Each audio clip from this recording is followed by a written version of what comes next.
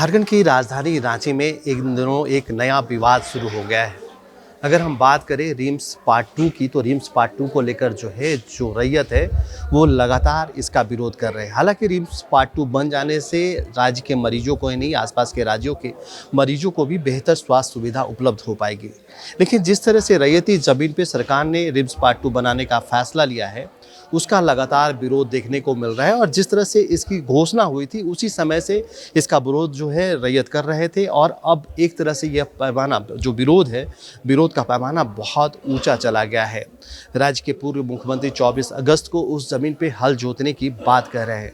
हमारे साथ प्रेम साई मुंडा जी हैं, जो लगातार आदिवासियों की बात उठाते रहे हैं और प्रमुखता से आदिवासियों को उनका हक और हकूक़ के लिए लगातार लड़ाई भी लड़ते रहे। हम उनसे सीधे जुड़ते हैं और जानते हैं कि रिम्स पार्ट 2 का विरोध क्यों कर रहे हैं। रिम्स पार्ट 2 का आप लोग विरोध क्यों कर रहे हैं? रिम्स पार्ट 2 का इसलिए विरोध कर रहे हैं कि ये नगरी मौजा की ज़मीन है और ये कृषि योग्य ज़मीन है। कृषि योग्य ज़मीन में जब आदिवासियों का ये ज़मीन चला जाएगा तो उसको खाने के लिए नहीं रहेगा। और हम विकास के विरोधी नहीं हैं। हम लोग चाहते हैं कि रिम्स 2 कहीं और बने, क्योंकि एकमात्र एग्रीकल्चर ज़मीन है आदिवासियों का। यदि ये बेघर हो जाएंगे तो ये कहीं अपने क्या करेंगे, विस्थापित हो जाएंगे। तो मैं यही कहना चाहता हूँ कि भूमि अधिग्रहण कानून 2013 का वायलेशन है, क्योंकि उसमें स्पष्ट कहा गया है ग्राम सभा की शक्ति को सहमति लेना है और 5 साल यदि आप ज़मीन को इस्तेमाल नहीं करते हैं तो वापस होने का प्रोविज़न है। तो हम चाहते हैं कि ये सभी मुद्दे को लेकर के सरकार को नियम कानून संगत संज्ञान लेना चाहिए और हुक एंड क्रूक जो ज़मीन ली जा रही है इसी के लिए विरोध कर रहे हैं। और इसी के विषय पर हम लोगों ने 24 तारीख को हल जोतो रोपा रोपो के कार्यक्रम के रूप में हम लोग सड़क पर उतरेंगे और हल जोतने का काम करेंगे। क्या लगता है कि राज्य में तो कई ऐसे ज़मीन चिन्हित है जहां पे इस तरह के निर्माण हो सकते थे, लेकिन क्या ये लग रहा है कि एक साजिश के तहत उस जगह का चुनाव किया गया है जहां पे रिम्स पार्ट 2 अभी प्रस्तावित है? बिल्कुल साजिश है। देख रहा है कि यहाँ रोड के किनारे ज़मीन है, एग्रीकल्चर ज़मीन है। इसके लिए हमारे माननीय विधायक राजेश कच्छप ने भी कहा है, हमारे माननीय विधायक बंधु तिर्की ने भी कहा है। तो हम यही कहना चाहते हैं कि जब आपके सरकार के लोग भी जब विरोध कर रहे हैं तो इस पर यहाँ के माननीय मुख्यमंत्री को संज्ञान लेते हुए ये प्रस्ताव को वापस लेना चाहिए। क्या लग रहा है कि हेमंत सोरेन जिस वायदे के साथ सत्ता पे काबिज हुए थे, वो वायदा कहीं ना कहीं वो भूल रहे हैं, या कोई गलत गिने चुने लोग उनके बहकावे में आकर इस तरह के फैसले लिए जा रहे हैं? हाँ, बिल्कुल बिल्कुल। देखिए, हेमंत सोरेन आदिवासी मूलवासियों के वोट से जीते, आदिवासी ने खूब वोट दिया, लेकिन जब मुद्दे की बातें आ रही है तो कहीं ना कहीं वो पीछे हटने का काम कर रहे हैं। अरे भाई, रिम्स 2 को ही बनाना है तो अनेक हजारों एकड़ बंजर ज़मीन है, आपके लैंड बैंक में है, आप उसको इस्तेमाल करिए, कोई दिक्कत नहीं।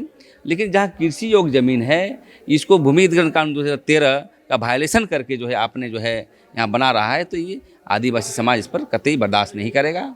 और इसके लिए हम लोग आंदोलन का रूपरेखा भी हम लोग ने तय कर लिया है। वो हमेशा से ये कहते रहे हैं कि आदिवासियों के लिए ही हमारी सरकार बनी है, लेकिन जब से रिम्स पार्ट 2 प्रस्तावित है, इसका विरोध उसी समय से शुरू हो गया था और लगातार विरोध ये तेज होता जा रहा है। तो क्या लग रहा है कि मुख्यमंत्री तक ये बात पहुंच नहीं रही है? पहुंच रही है, सब संज्ञान है, क्यों नहीं संज्ञान रहेगा। हमें लगता है कि कॉरपोरेट घरानों की साजिश है और आदिवासियों को ज़मीन का हड़पने का षड्यंत्र भी किया जा रहा है।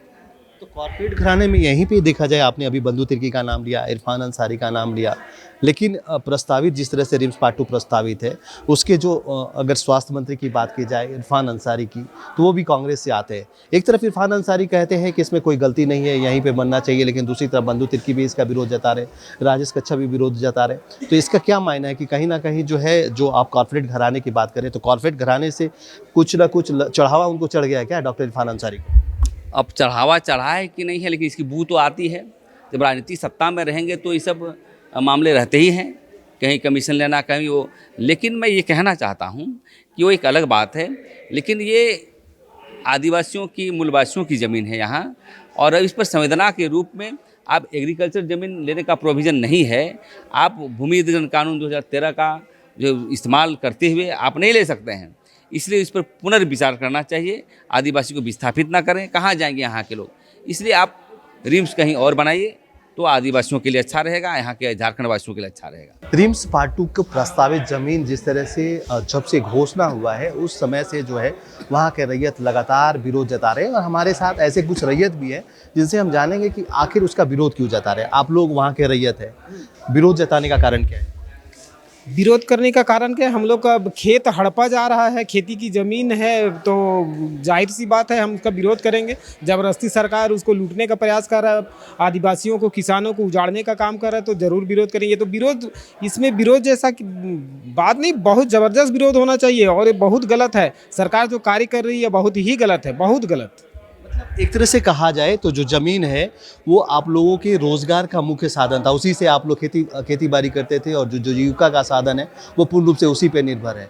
एक तरह से कहा जाए तो ये छीन जाएगा तो कहीं ना कहीं आप लोग का रोज़गार भी, सरकार तो रोज़गार देने में कहीं ना कहीं विफल है, तो वो रोज़गार का साधन भी आप लोगों के हाथ से निकल जाएगा। हाँ, ये खेत ही कई पीढ़ी से लोगों का रोजगार का साधन है, और सरकार सचमुच में आज एक पढ़ा लिखा लड़का लोग बेरोजगार घूम रहा है, तो कई लाख लोग भी, कई भी झारखंड में लड़का लोग बेरोजगार है।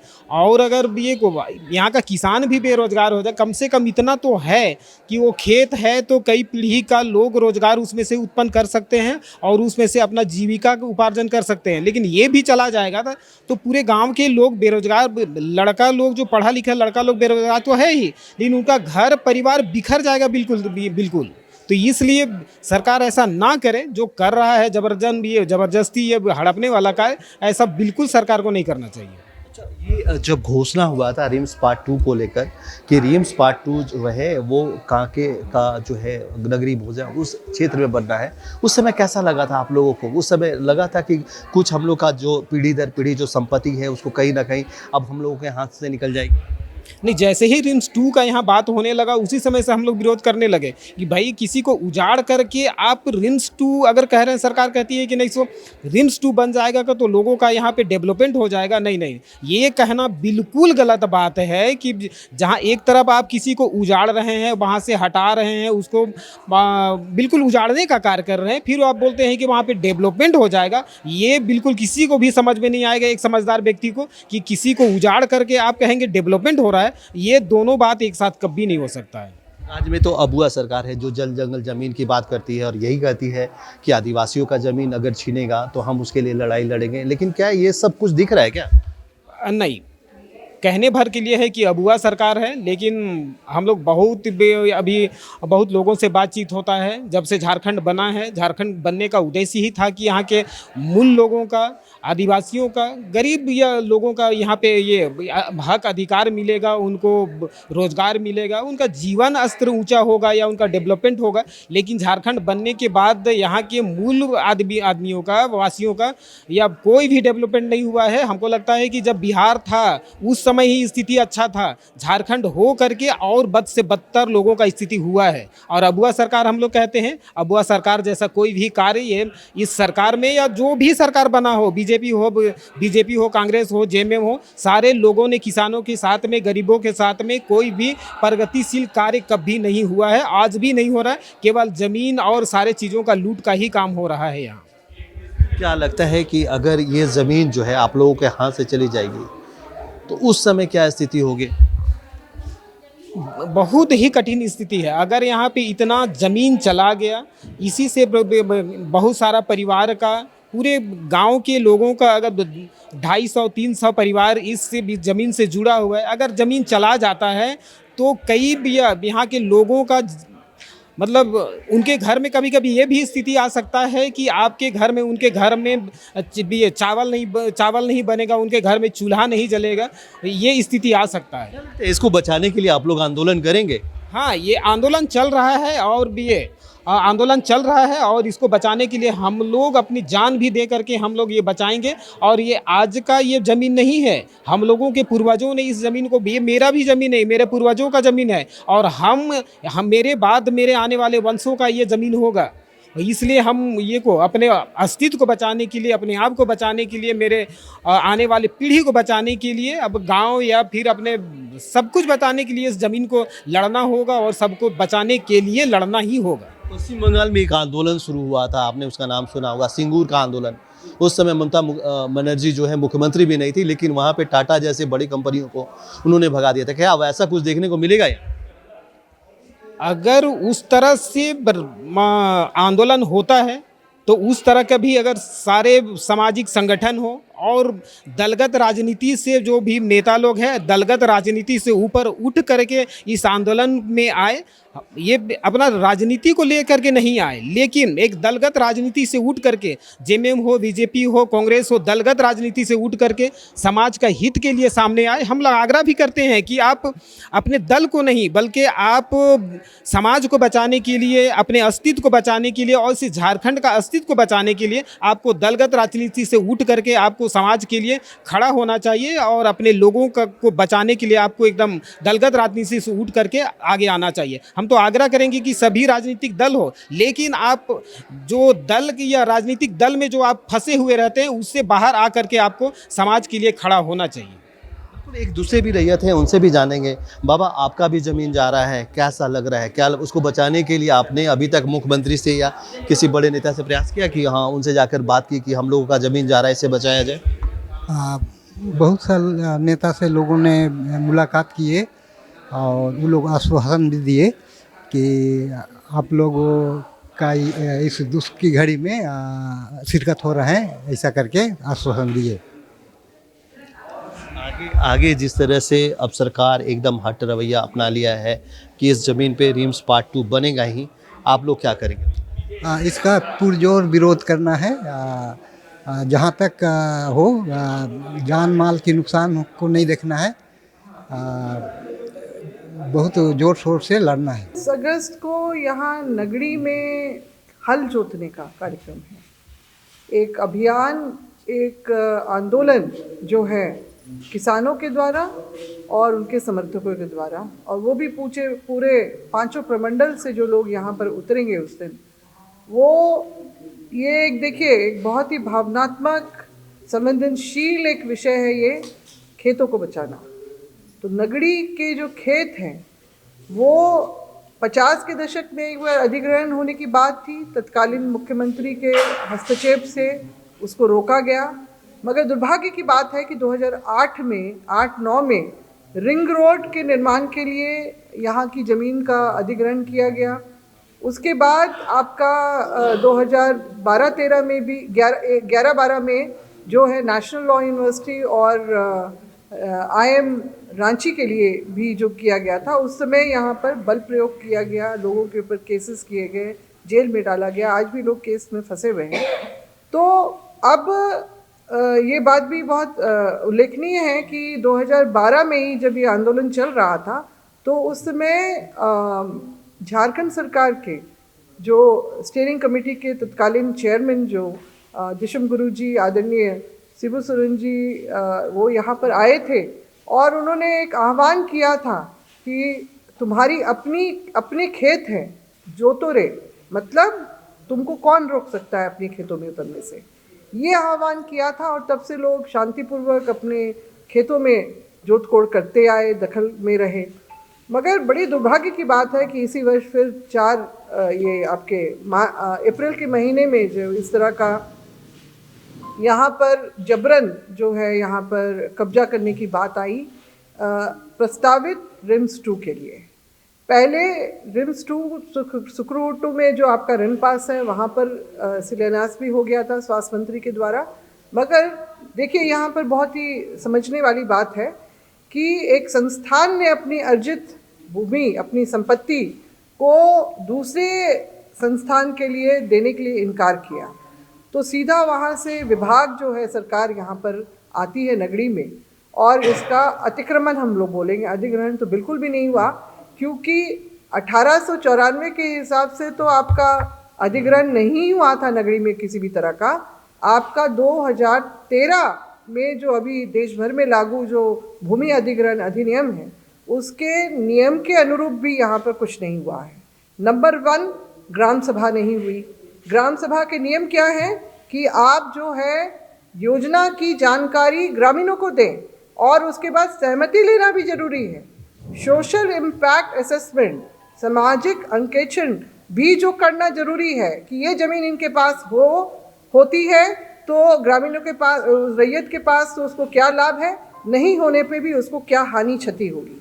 तो ये कुछ भी नहीं किया गया, कोई नोटिस सर्व नहीं किया गया आज तक किसी को नोटिस। जो एक अमूमन एक ये प्रक्रिया होती है अधिग्रहण के लिए, तो ये कुछ भी नहीं किया गया है। कृषि योग्य ज़मीन पे भी, वहाँ पर भी मतलब कहा गया है कि अगर किसान ना देना चाहें तो आप जबरन नहीं ले सकते हैं, मगर ये सारा कुछ नियम के विरोध हो रहा है। और जो है आपका इस तरह से इसको हम लोग सरकारी अतिक्रमण ही मान रहे हैं।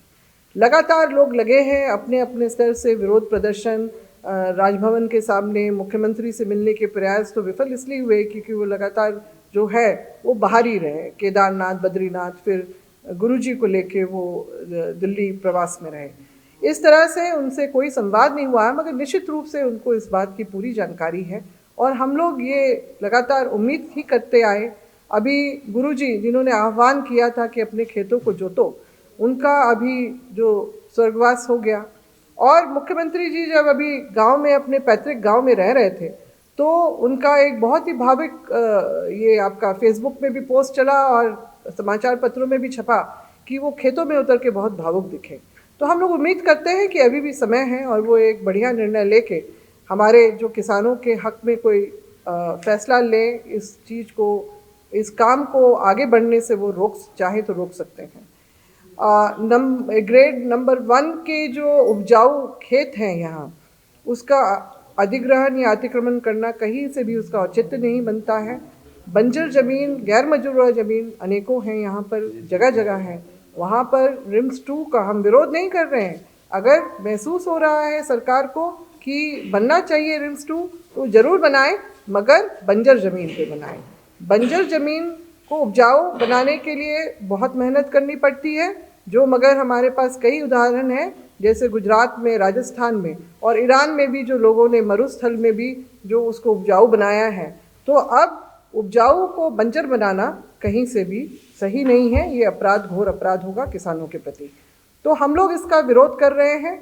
आज पूरा झारखंड के जितने भी लोग हैं जो आदिवासी समाज से हैं, जिनके पूर्वजों ने जल जंगल ज़मीन के लिए अपनी कुर्बानी दी, हमें विरासत ये सौंपी है, उनके लिए हम लोग अपने जो है आगे के लिए जो अपना विरासत को बचाए रखना चाहते हैं। इतिहास जो रहा है उसी पे आधारित जो हम लोगों को संविधान में भी जो बहुत सारे अधिकार दिए गए हैं, हमारी चीज़ों को, हमारी परंपराओं को, हमारी व्यवस्थाओं को जो मान्यता दी गई है, उसको हम बचाना चाहते हैं। क्योंकि इन्हीं खेतों में जो हमारी सामाजिक व्यवस्था की भी ज़मीन अवस्थित है, और एक बार ये सब जो चला गया तो हमारी जो पारंपरिक व्यवस्था की भी ज़मीन चली जाएगी। तो जब परंपरा ख़त्म हो जाएगी, संस्कृति ख़त्म हो जाएगी, संस्कृति ख़त्म हो जाएगी तो फिर आदिवासियत ख़त्म हो जाएगी। तो इस सब चीज़ को बचाने के लिए हम लोग एकजुट हैं और हम लोग चाहते हैं कि नगड़ी की ज़मीन बचे। और ऐसे बहुत सारे ऐसे उदाहरण भी हम लोग के सामने आ रहे हैं, जैसे नामकुम चामा में जो आपका 700 एकड़ जो यहीं सामने में है, नगड़ी में ही है, जो आपका 700 एकड़ ज़मीन का भी जिस तरह से कब्जा किया गया है, ये बहुत ही दुर्भाग्यपूर्ण है, विडंबनापूर्ण है। और हम लोग जो है इस सारी चीज़ों पे रोक लगवाना चाहते हैं। इसलिए हम लोग एकजुट हैं और हम लोगों को जो है अभी भी हम लोग चाहेंगे कि सरकार जो है इसमें सकारात्मक जो है एक निर्णय लेके इसको बचाने का काम करे। कि रिम्स पार्ट 2 जिस प्रस्तावित ज़मीन पे अभी बनना है, उस फैसले को सरकार जल्द से जल्द वापस ले ले, अन्यथा इन लोगों का जो आंदोलन है वो आगे भी देखने को मिलेगा। अपने सहयोगी विकास के साथ Kumar Kamesh, news alert India, Ranchi.